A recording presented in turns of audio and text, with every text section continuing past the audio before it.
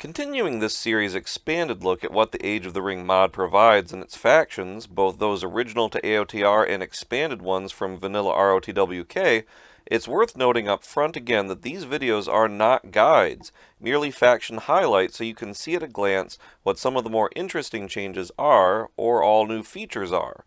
Needless to say, this is not an exhaustive demonstration or compendium of changes. Something important to note up front, though. In this series, sometimes you'll see oddities like abilities and powers instantly refreshing, or resource structures that produce insanely high resources.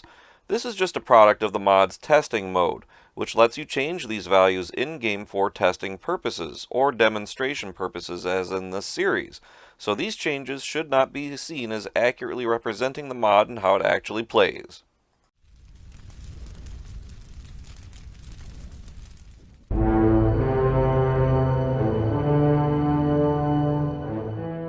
In the last episode, we covered how Age of the Ring brings back in force the major missing faction of Rohan. Turning now to the Dwarves, you'll find this is one of the most substantial expansions on the vanilla faction. Consequently, this will be one of the longest videos in the series. Before we get to the main stuff, let's take a moment to appreciate the art overhaul of this faction. In vanilla, battalions will have the same faces and look a lot like something out of World of Warcraft rather than the Lord of the Rings, more cartoonish, especially when applying heavy armor upgrades. Even more so with the siege hammers. While work has been done over the years to make textures better, they still very much retain the older graphics. Age of the Ring gives a welcome update on this front. Like with all factions, units now have more personality and individuality, many having different faces, beards, and variations to weapons and armor. And when units get armor upgrades, it's not just a change to a golden colored skin as in vanilla. Rather, the armor is actually placed on, oftentimes still preserving the details even in their eyes. And the siege hammers are naturally much more realistic. And banner upgrades are individualized for the Dwarven units based on where they come from or what they do, either the Lonely Mountain of Erebor, or Lake Town, Dale, the Iron Hills, and more.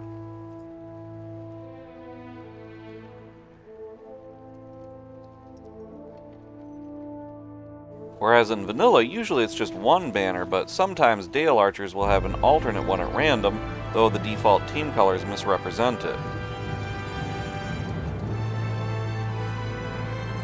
Vanilla structures are pretty solid in their designs, having their own original take. This faction was released long before the Hobbit films came out, so the developers had to imagine how they may have looked on their own, which honestly works, and it's nice to see the Men of Dale get their own structure. In Age of the Ring, structure art, like so much else in the mod, has additional details, many not found elsewhere, like more banners. There are weapons racks, or tables and cups to reflect living spaces, hatches for people to climb to the top levels, ramparts to protect archer guards, etc. Structures are made to be more realistic in their color palettes, textures, and overall design. You'll also notice that many of the designs reflect or are very much inspired by Weta's designs, even while the developers have made their own original art. This preserves a sense of continuity and authenticity within the world being portrayed.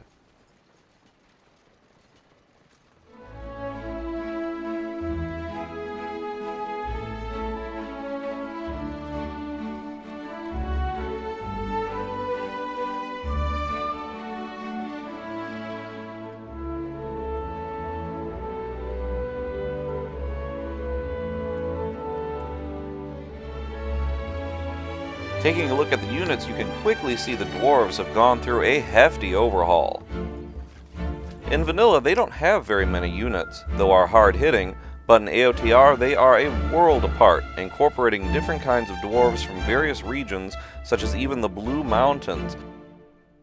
And Dale and Lake Town both are treated as sub-factions within the larger faction of the Dwarves. The World of Men honestly feels like another faction here.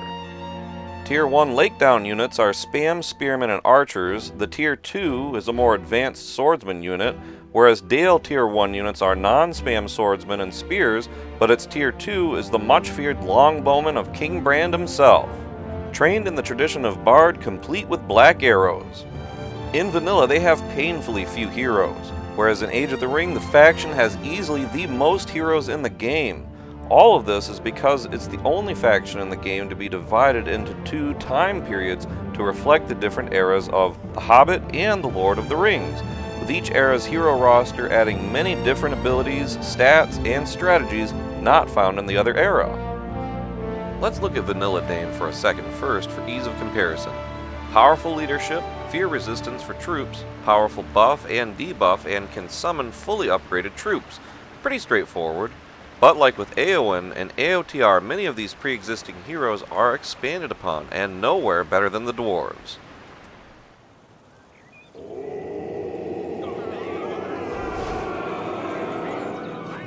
A good example of this is Dane Ironfoot himself. In the Reign of Oakenshield era, he is a very different kind of hero from his elderly version, being his younger self and ruler of the Dwarves of the Iron Hills, so naturally he gets a powerful leadership which affects only Iron Hills units. As King Dane though, he's a bit more reminiscent of the vanilla version of the hero, packing a powerful leadership affecting all units, man and dwarf both. Both eras sport other powerful abilities of course. Younger Dane has an attack knocking back units and can temporarily buff all friendly units. He can also use a boar to ride. Old Dane's ability in this slot removes the mount but grants a powerful buff to all nearby allies, which does stack with his leadership, the ability made even more powerful at a higher level, while also debuffing the enemy, much like in vanilla, but does not remove leadership as Young Dane's ability does.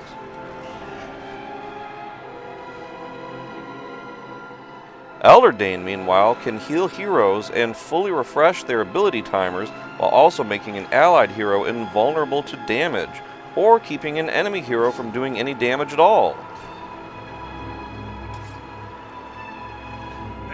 By the way, this is all part of the greater attribute modifier overhaul where even heroes can be buffed or debuffed in AOTR. Another cool feature to bring heroes to life a bit more is that of certain battle stances.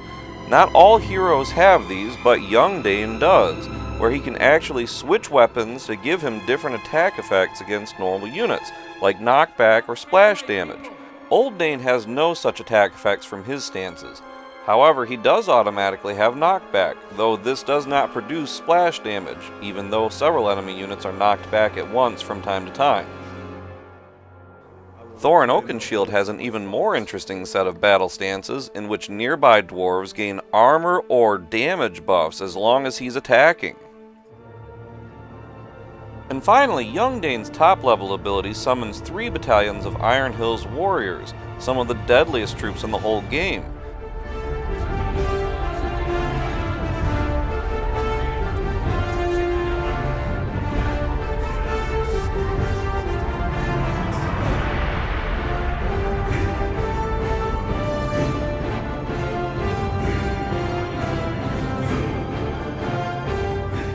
Old Dane summons 2 battalions of Iron Hills Guards, which are also high-tier troops, but these are exclusive to only this ability, not found anywhere else in the faction. Compare these 2 versions' summon abilities to Vanilla Dane's, which only summons normal Tier 1 troops, albeit fully upgraded.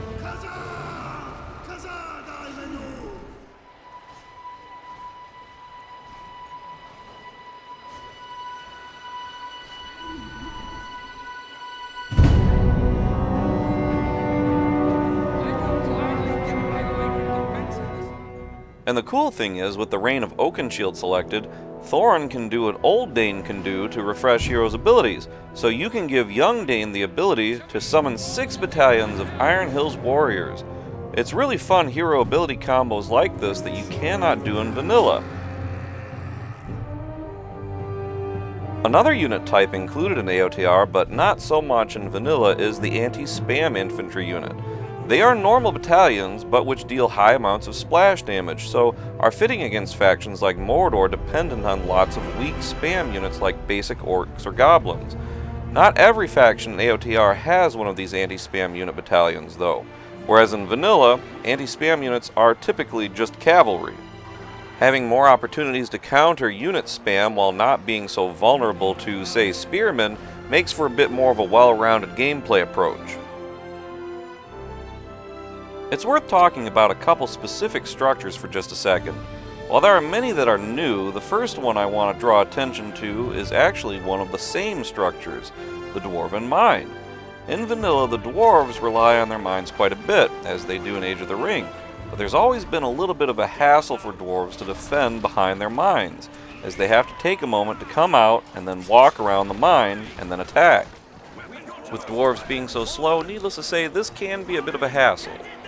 And this is true even with the speed boost and meta impact Dwarves can get.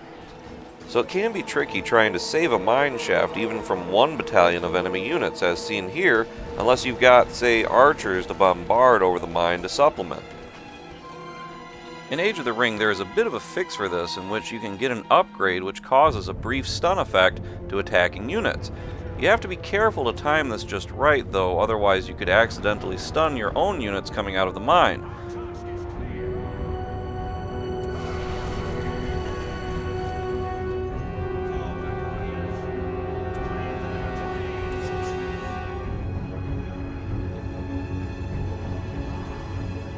The problem is further fixed by special Raven heroes, who passively provide a speed bonus to nearby troops. But these heroes can also debuff enemy speed. Furthermore, there is a new Raven spellbook power that also buffs speed, and a new fortress upgrade buffing speed too. All of these can be stacked on the Dwarves especially to better counter this well-known issue. Watch just how much faster the slow Dwarves can now move to counter the enemy with all these stacked on them.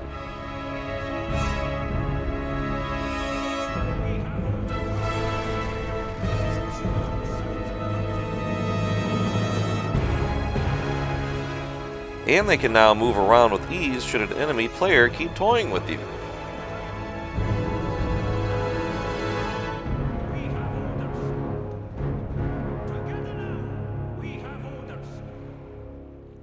There's also a redone hero, Glowin, who can provide additional speed. More on him later. As if this weren't cool enough, there is a new unit covered in more detail later, the Vault Wardens, who can passively decrease the speed of enemy units. Speed is often overlooked in BFME, at least in my experience, and any of these features taken by themselves don't really sound like much until you put them in the greater context of how they complement the Dwarves to make a better gameplay experience. It's a clear and brilliant design. The other structure overhaul is also a classic, the Arrow Tower. Erebor's Arrow Towers provide incredible variety for these defenses based on your needs, from experience gain to fear immunity, damage buffs, and resource gain. You can only pick one, of course. It bears noting that you can have as many of these towers as you want, while they all keep racking up money for you. And any garrisoned archers or other units in their radius earn these resources too. The last overhaul worth mentioning is that of walls. There's a unique upgrade, the Raven Banners, which grants an incredible experience buff to nearby infantry and massive range to siege machines. See my video for more details on this rare feature not found in vanilla. Let's turn to the units for a bit. In vanilla, your tier 1 units are basic Dwarven swordsmen and spearmen.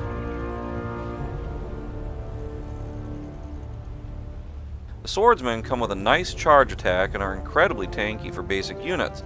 They can get a great upgrade which switches their blades for siege hammers, making for devastating surprise attacks on enemy bases. While you can get added splash damage, the downside is you cannot get the forged blades upgrade. The spearmen have just the basic porcupine formation, but again are very tanky. The Dwarven Zealots are the faction's heroic unit, which do great range damage and can buff their own movement speed, attack speed, and damage for quick assaults and getaways.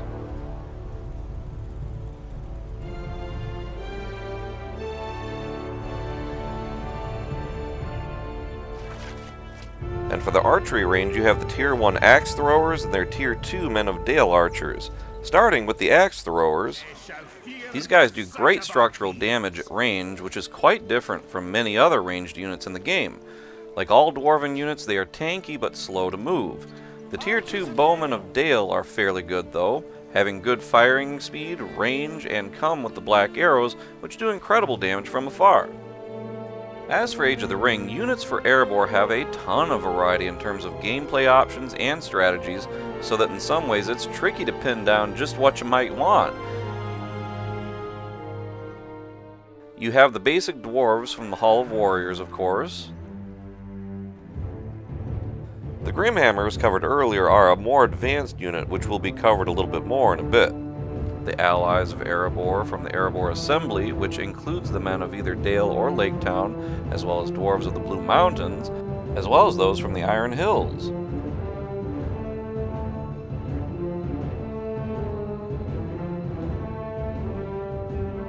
And units from the Erebor Redoubt, which are specialist dwarven units. The basic dwarven units like Vanillas are incredibly tanky for early game troops, even more so given all the great buffs and leaderships which stack in AOTR. The Dwarven Guardians work basically the same as in Vanilla, doing a great charge attack, and the Dwarven Pikemen now get the same ability as the Guardians.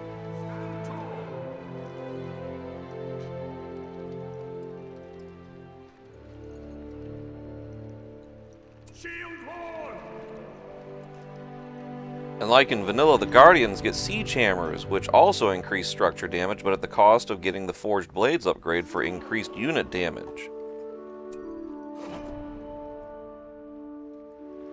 The Axe Throwers have now been completely replaced with a new unit, the Dwarven Archers, which have a powerful knockback ability that should not be underestimated, making enemies rather vulnerable while being fired on and melee troops pummeling them.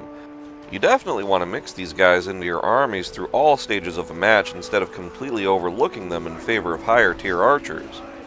Notice they keep firing on the troops which are just knocked down. Hit them while they're down, right? So even these elite tier 3 units don't stand a chance.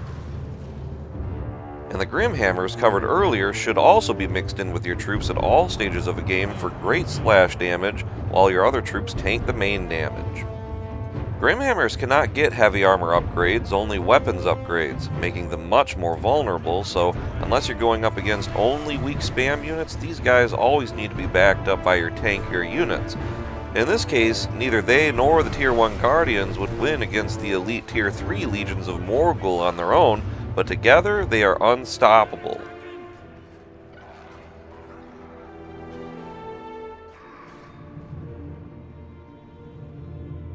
If you decide to go for the men of Lake Town and the Reign of Oakenshield, for the Tier 1 units their main advantage is that they're faster than the Dwarves, but quite weak, being spam units, but they get the horde bonus spam units get from being in a certain number.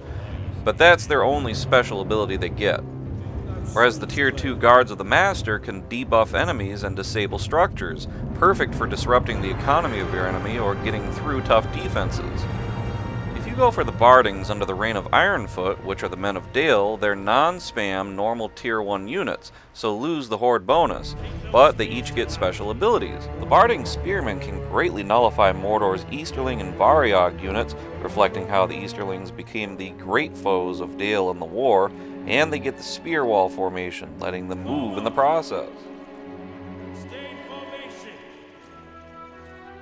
The Barding Swordsmen get a powerful debuff to place on enemies.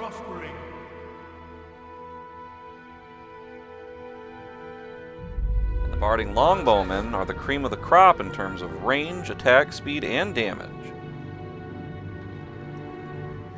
The Dwarven units from the Erebor Assembly come from the Blue Mountains west of the Shire, and are the same for either era. The dwarves of that region are known for their trading, ranging far and wide. So you get the traders, which are mostly known for boosting your economy, to be seen shortly, but they're excellent for supporting siege strategies. See my video on siege buffing for more details, and they can plant little devious explosive traps.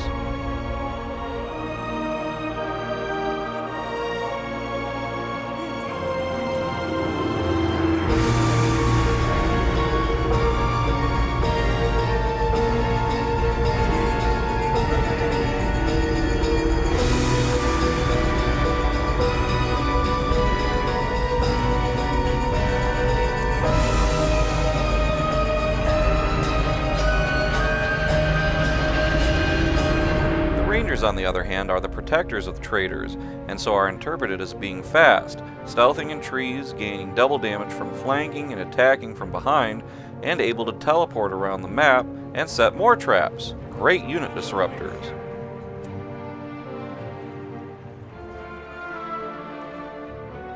But the best units for the faction by far come from the Iron Hills troops.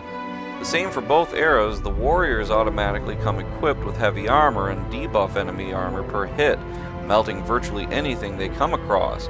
And the crossbowmen have a truly uncanny ability, completely ignoring enemy armor altogether for a brief time. This makes them the most formidable units to take down, well, pretty much anything, but especially heroes. They can even quickly take down otherwise unstoppable units like Grond.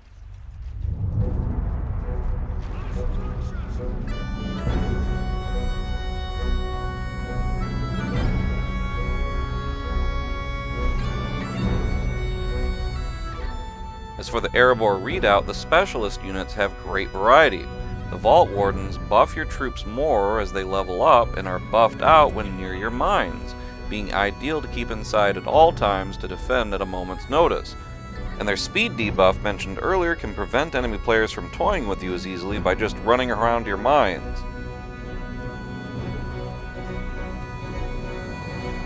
Whereas the Wormslayers are great against monsters, especially fire drakes. They're immune to fire and cannot be trampled by cavalry, but can add fire damage to their attacks and trample themselves.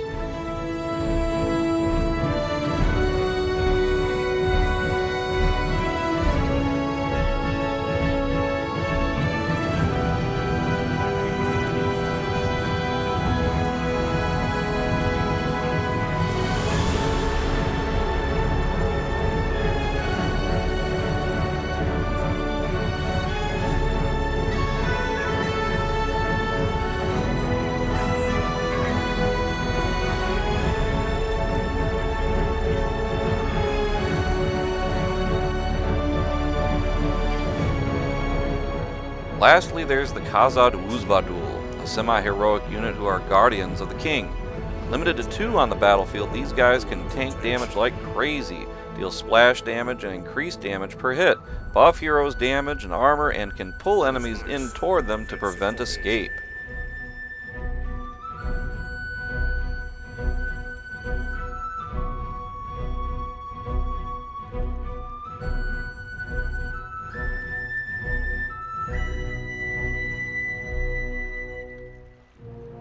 Because they are one of AOTR's new semi-heroic class of units, they are only able to go to level 5, but they can be buffed by leaderships, buffs, and spells like any normal unit, so they'll be backed up by those and King Dane here.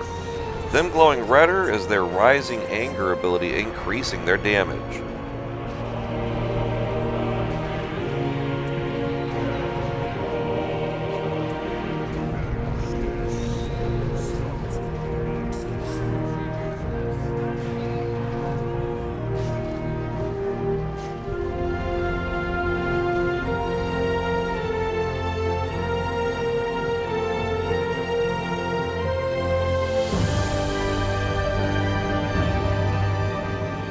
Dwarven siege units are where the faction really shakes things up, though. And their battle wagons are the most unique cavalry units in the game, having the option to place axe throwers, Dalish archers, spearmen, or even wells on their wagons.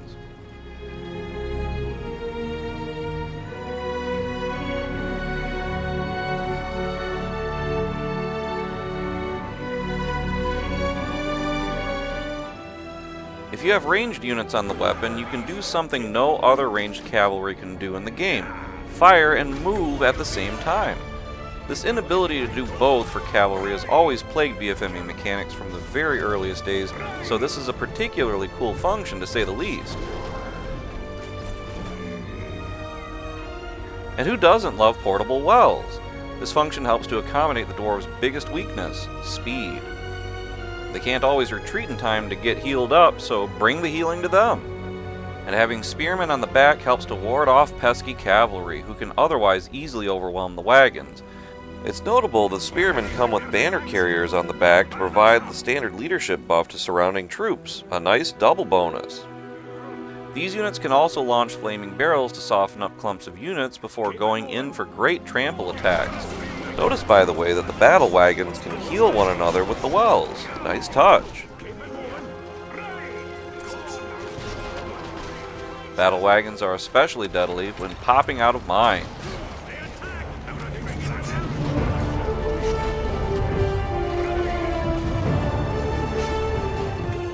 Like any cavalry though, battle wagons are highly susceptible to spearmen, except more so. They're like balloons. All you have to do is lightly poke them and they pop. So they require incredibly high micromanagement to use well. But the battle wagons are a bit different than their vanilla counterpart. For starters, you don't get to customize them like in vanilla. Now they have a one-way fixed progression in their upgrades and levels. No longer do they have healing capacity, but they do have a strong leadership, making them great supports for enemy troops. They can also do more damage when trampling and slow down less, making for more kills. They retain their ranged units, but this time the most elite archers they have, the crossbowmen. Being now limited to 3 on the battlefield, naturally they have much better stats, no longer able to be poked and killed nearly as easily by spearmen. And while their flaming barrels work just as well on clumped units, now those barrels have an added effect, structure damage. In vanilla, they don't do anything to structures, but in AOTR, they can quickly light them up thanks to AOTR's overhaul of the fire mechanic. And the difference in stats is plain to see by how well they can do trampling great clumps of Mordor's most elite units in each game.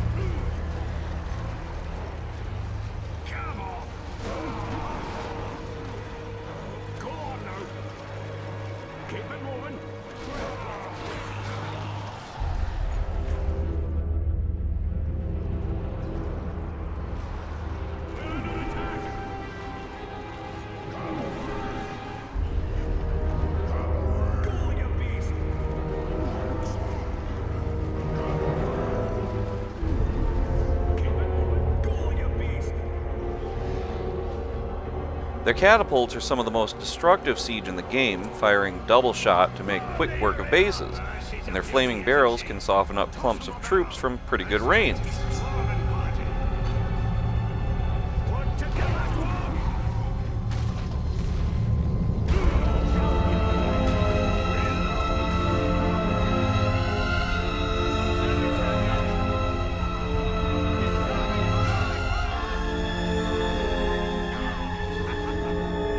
Lastly, Erebor's siege has been changed a bit.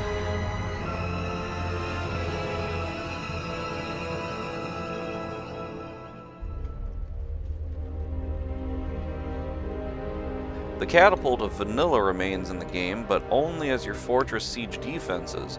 Otherwise, it has been replaced with a different unique kind of ranged siege, the mangonel. Mangonels can swap between doing structural damage with the large shot or unit damage with the smaller shot, adapting on the fly in the middle of sieges. They do incredible splash damage in a pretty wide radius with the smaller shots, so are great support if you want to do things a bit slower.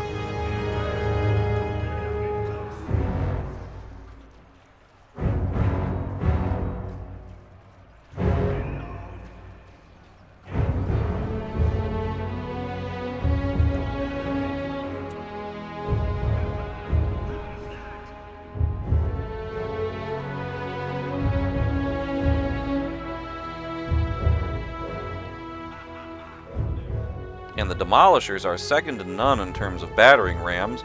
Having high armor, these things can crush any enemies in their path, especially deadly when en masse. Once they get to their destination, they deploy their armor plates to protect themselves that much more while battering away.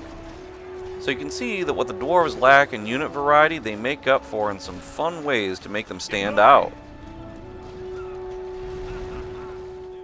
The Demolisher is now limited to only 2 on the field, but appropriately has much better stats. And because of their higher stats, they no longer have to have the armored plating toggle. There's one interesting difference though: the Demolishers can be buffed by the Blue Mountains traders. Heroes are about as tricky as units to know what sub-faction hero roster is for you. The Reign of Oakenshield is full of a completely different roster of heroes than vanilla, whereas the Reign of Ironfoot has some familiar faces. Starting with the Reign of Oakenshield though, Roak, a great addition from the Hobbit book who has a mere cameo in the films, is one of the famed ravens of Erebor. This is a support hero and spy hero, speeding up units, granting experience, and summoning goat riders. It's a great hero for keeping an eye on isolated or unprotected enemy swords, and then BAM! This summon can be cast side by side with Dane Ironfoot's goat riders for a great surprise effect. Better still, those units have resistance to pikes and trample deceleration, a mechanic covered in more detail in the Gondor episode.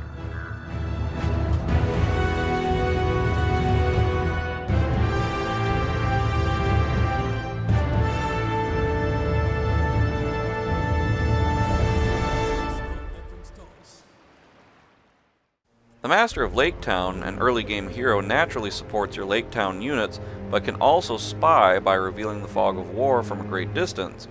While he can summon guards of the Master for support, he's much better for gaining you tons of resources when attacking structures, and can stop resource production for a while on a specific enemy farm. Slow down your enemy's eco while boosting your own. Keely is an early game ranged hero who can also swap between bow and sword. Great at dealing high range damage fast for picking off heroes especially. You can also combine his experience boost with Roags to level up troops in a flash.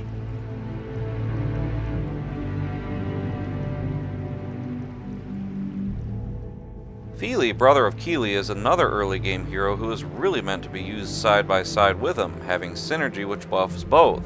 Otherwise, he can provide some good leadership to basic dwarves and your Blue Mountains variety very early in the game.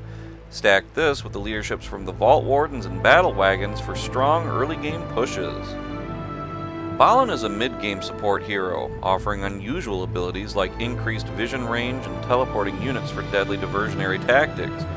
But he also provides a massive buff with his banner, which also counters knockback.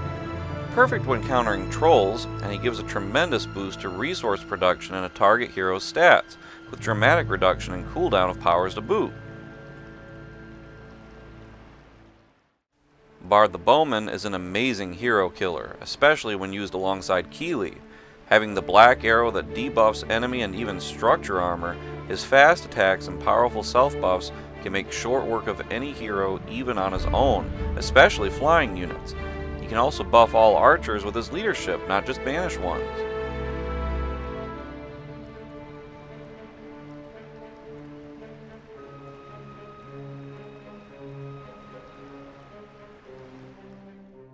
Dwalin, brother of Balin, is the ultimate late-game tank hero. He can toggle between a splash damage melee weapon and a more focused fire one for heroes and structures for great adaptability on the battlefield. Like Glowin from vanilla Dwarves, he has a powerful slam dealing massive damage to structures and units in a wide radius, and buffs his armor by 200% to absorb damage from the most dangerous foes.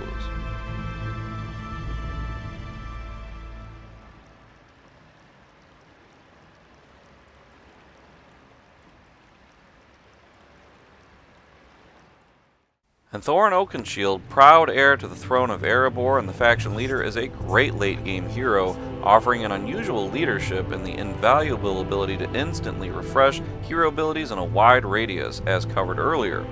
An excellent hero killer due to the Goblin Cleaver sword, he can also buff surrounding units' damage and speed, making for fast and devastating assaults.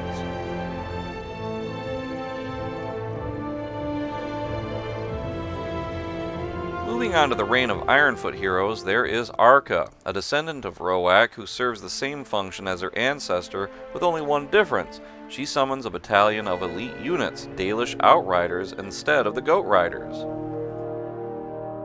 AOTR's Glowin, father of Gimli, is more a mid-game support hero which serves a similar role as Balin, teleporting units around the field, but Glowin heals units a bit differently and doesn't have the sight range buff or hero buff of Balin, but he grants a greater boost to resource production than Balin. His light leadership and speed buff ensures that you can stack them with Arka's speed as well as Vault Warden and Battle Wagon leaderships for great cheap but fast dwarf rushes.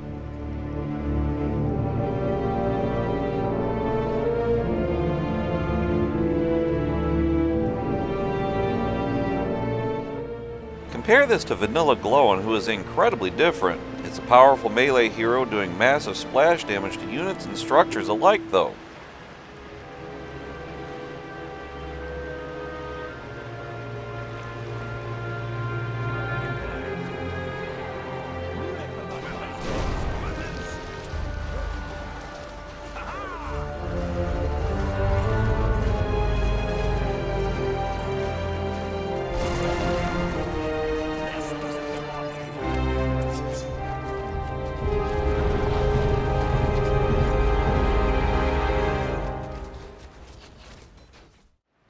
Hobbit is a mid to late game hero who, like Barethor in the Gondor faction, is taken straight from the Third Age game from the early 2000s. Having some of Vanilla Glowin's abilities, he is a great anti-structure hero, but now debuffing armor of buildings while dishing out high damage to them and buffing nearby dwarf structure damage, which stacks with the Siege Hammer upgrade for even more devastating attacks on bases than in Vanilla. He also has a very rare ability in the game to buff out siege range and damage. Stack this with other sources for some amazing siege action, the likes of which you cannot do at all in Vanilla. What about the Dwarves' famous surprise attacks with the Siege Hammers and Undermine? Using Glowin, it's pretty devastating.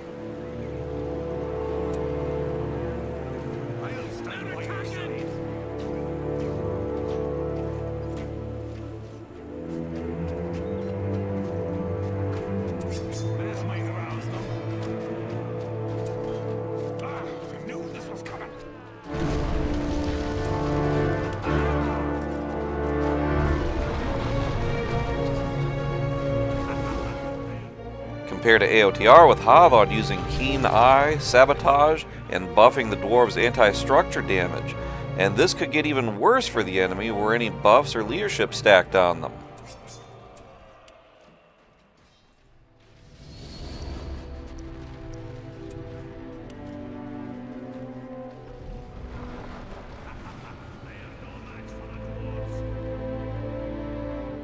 And as the cherry on top, Hobbit summons his friend of the Dunedain, Esgaroth, another character from the Third Age game who has high range damage, heals, and slows down enemies to make way for your escapes.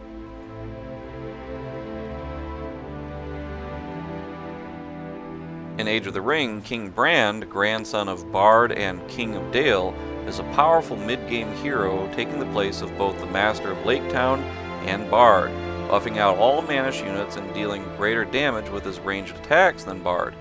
He also has a cool ability, the Mark of the Thrush, which causes enemies to take increased damage from all ranged attacks. The already formidable Dalish archers never felt so powerful.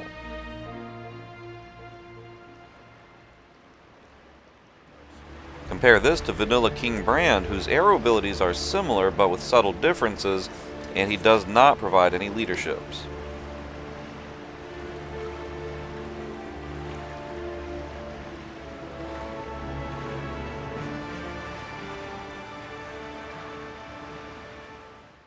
In Age of the Ring, Gimli is pretty similar to his vanilla counterpart. A late-game tanky hero taking the place of Dwalin, he can also switch weapons for splash damage or greater attack speed. He also has his classic AoE attack and powerful self-buff of damage and speed.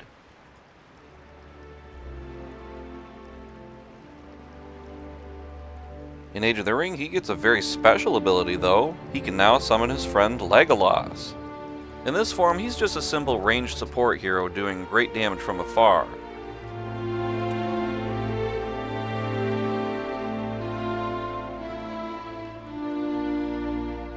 Compare this to Vanilla's Gimli, remarkably similar in almost every way.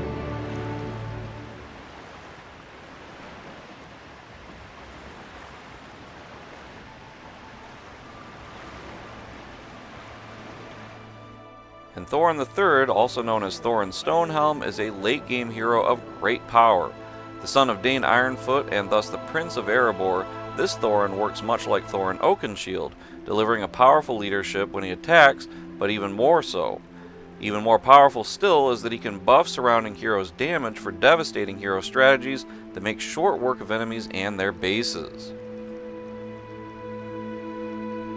As you can see, both Arrow's hero rosters provide similar functions but at different stages of the game for different pacing. The Reign of Oakenshield perhaps accommodating a faster early game due to faster access to the Master of Laketown's leadership for the cheaper Manish units than you can get with King Brand, and faster and cheaper access to Dwarven leadership through Fili. It's also noteworthy that the Reign of Oakenshield does have two more heroes than the other era. Whereas the Reign of Ironfoot has perhaps a stronger late game, while with the incredible Archers of Dale, the special focus on structure damage through Hadod, and the uncanny ability of Thorin Stonehelm to buff out several heroes at once. And like with most already existing factions, Vanilla's spellbook has undergone major changes.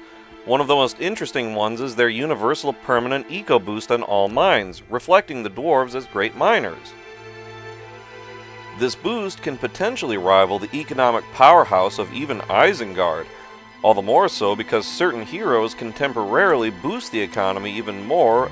I can teach these dwarves a thing or two.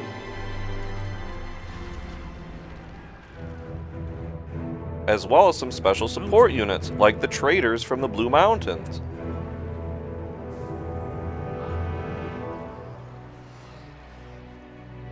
An original power is Moria Reclaimed, a nice nod to the effort of Balin to make a colony in Moria. This power spawns the veterans of Khazad-dûm and a Moria Pillar, which itself is permanent and provides fear and terror immunity, while the veterans are not permanent, but are very tanky, get buffed when near Balin, and decrease enemy armor by a massive amount.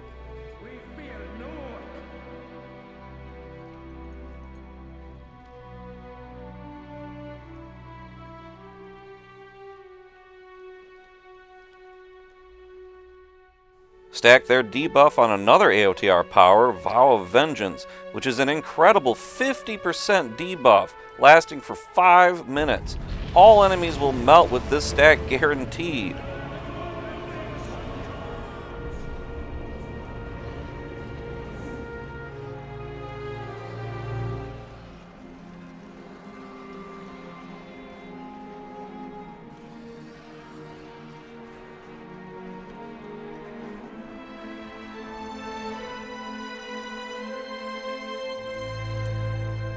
Vanilla's classic Undermine ability is a permanent structure summon which has no special properties other than being connected to the tunnel network and increasing CP and generating resources. It's also a bit on the slow side to fully appear. The Doors of Moria are an odd touch though, taking away from the actual place a bit.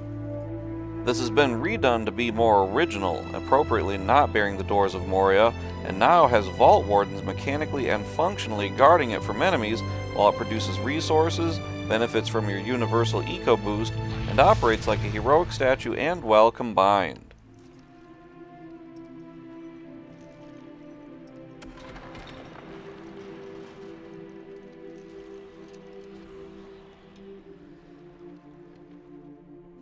Other spellbook changes include the 25 PP powers of the Earthquake and Citadel, these changes reflecting the uniqueness of the Dwarves' story.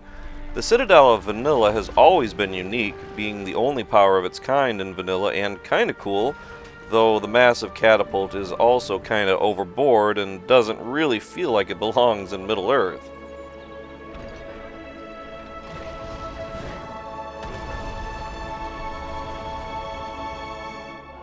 So the developers appropriately replaced this with a massive dragon sword of incredible monetary value, complete with a dragon.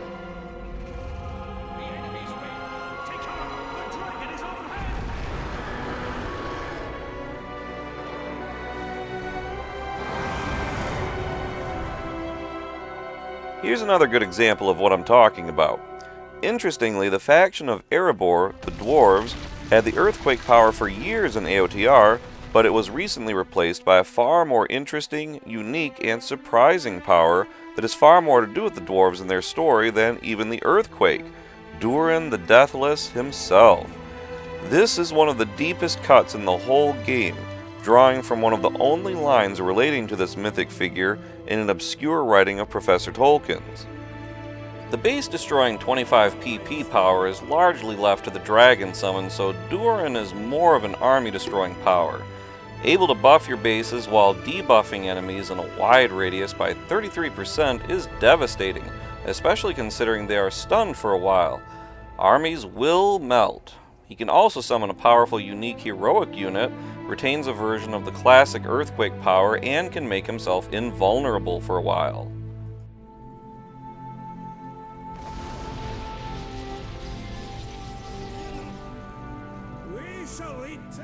Durin the Deathless lives up to his namesake by making himself invulnerable to damage for a short time, which is the perfect opportunity to take on enemy heroes or flee to fight another day. Great when used with the Durin's Day Weather Stun power, though the Earthquake ability only stuns enemies for a very brief time, so best to save it for structures. You can see the Earthquake barely does damage to these elite Tier 3 Iron Hills warriors. In this way, it operates close enough to the classic Earthquake power, which really only damaged structures. His Earthquake ability can be combined with other aspects of the faction to do even more damage than the original power in vanilla and fully wreck a base. King Bran's debuff works on structures, so if you time it right with the Durin Earthquake followed up with a Hobbit strike, you do more than the classic Earthquake power to a fortress. Now, Durin retains the classic Earthquake power as one of his most powerful abilities, though its radius is smaller than the original Earthquake to compensate for everything else this permanent summon can do. But he retains the game-changing nature of a level 25 PP spellbook power while not being OP.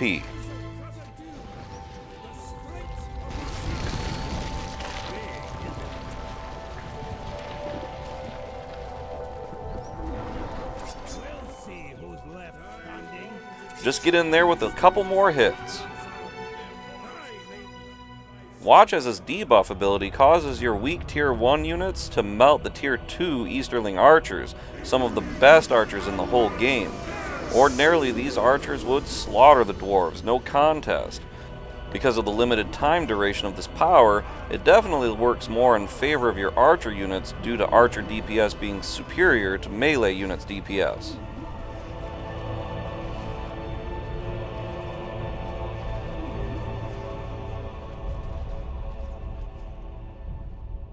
All of this can be combined even more with his unique heroic unit summon, the Custodians of Durin, which continually buff out Durin's attributes as they level up, and which reduces the cooldown of his abilities by an incredible 25%, including the Earthquake power. They also can buff themselves by quite a bit, trampling units all the while, and in their formation they continuously knock back enemies, making short work of armies closing in.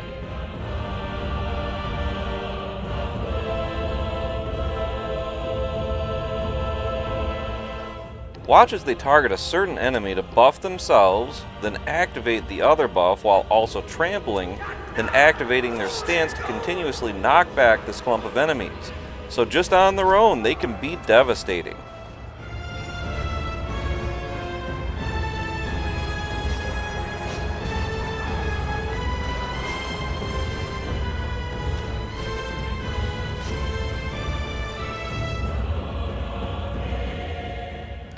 They can even knock back many heroic units.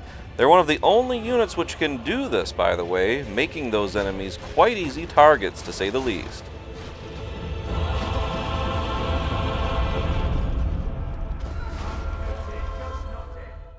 And his debuff even works on the most powerful of heroes. Time this with his invulnerability and especially with his heroic unit summon, and many heroes will not stand a chance, especially since the heroic units buff Durin.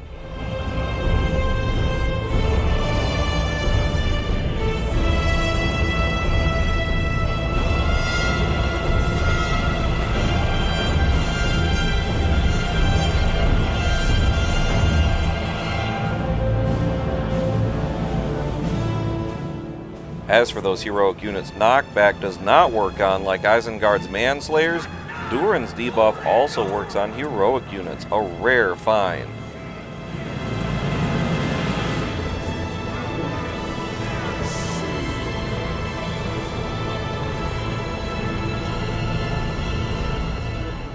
You can see here how even 2 battalions of Manslayers, some of the fiercest heroic units in the game, melt to these guys.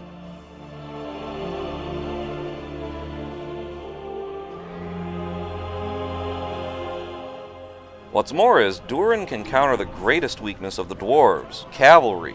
You can see here how the swordsmen get instantly annihilated against the Easterling cataphracts, but with Durin's ability,